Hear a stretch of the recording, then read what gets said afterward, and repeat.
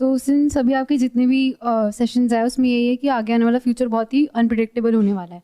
तो I am 20 year old and I want to do my business, I want to be an entrepreneur. तो हमारे लिए कौन कौन सी ऐसी फील्ड्स हैं जो ओपन है जिसमें हम अभी कुछ करेंगे तो आने वाले 5-10 साल में उसका बहुत अच्छा स्कोप हो सकता है? I wanted to more know. इससे पहले कि मैं बताऊं कि भाई क्या करियर आप लोगों को चूज करना चाहिए, आपके हिसाब से आपको क्या लगता है कौन से ऐसे करियर्स हैं जो आने वाले टाइम में जिसमें ग्रोथ ज़्यादा हो सकती है?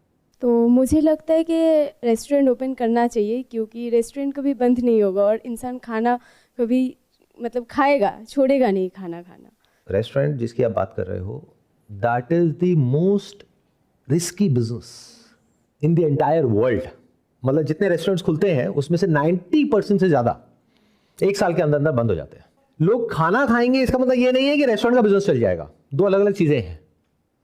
And why are you saying restaurant? क्योंकि अगर मेरे सेशंस को ध्यान से देखा है तो इसका मतलब क्या है कि एक बहुत बड़ी क्राइसिस आने वाली है।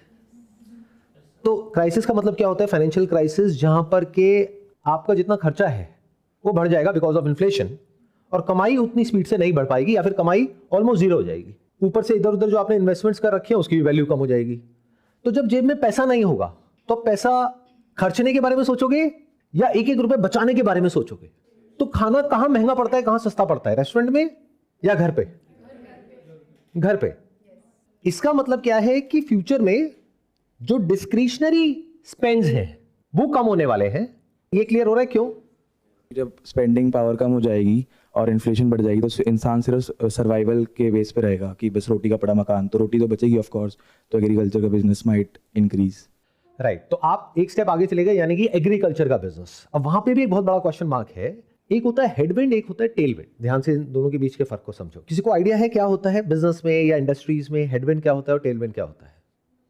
ये समझने से पहले कि आपको क्या करियर चूज करना चाहिए आगे अपने लिए, चाहे वो बिजनेस हो, चाहे वो जॉब हो, anything, any profession for that matter, आपको इस कॉन्सेप्ट को समझना पड़ेगा। What is headwind and what is Tailwind? Headwind मतलब क्या कि कोई ऐसा बिजनेस जहां पर जो गवर्नमेंट की पॉलिसीज है या जो मैक्रो एनवायरमेंट है या जो इकोनॉमी में हो रहा है या पूरे वर्ल्ड में हो रहा है वो उस बिजनेस को सपोर्ट नहीं कर रहा है बल्कि उसमें रुकावट पैदा कर रहा है। जैसे आप किसी हिल स्टेशन पे चल रहे हो और हेडविंड यानी कि सामने से जो हवा चल रही है वो बहुत तेज है, तो ऐसा नहीं आप आगे नहीं बढ़ सकते, बट आगे बढ़ने में एफर्ट बहुत ज्यादा लगाना पड़ेगा। और टेलविंड मतलब पीछे से हवा चल रही है तो आप एफर्ट कम भी लगाओगे तब भी आप तेज भाग सकते हो। तो आपको देखना होगा किन सेक्टर्स में हेडविंड आने वाली है, किसमें टेलविंड आने वाली है सबसे पहले।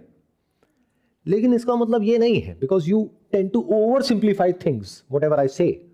तो इसका मतलब ये नहीं है कि अगर हमने ये आइडेंटिफाई कर लिया कि उस सेक्टर में टेलविंड आने वाली है तो आप उस सेक्टर में जाओगे, काम करोगे और करोड़पति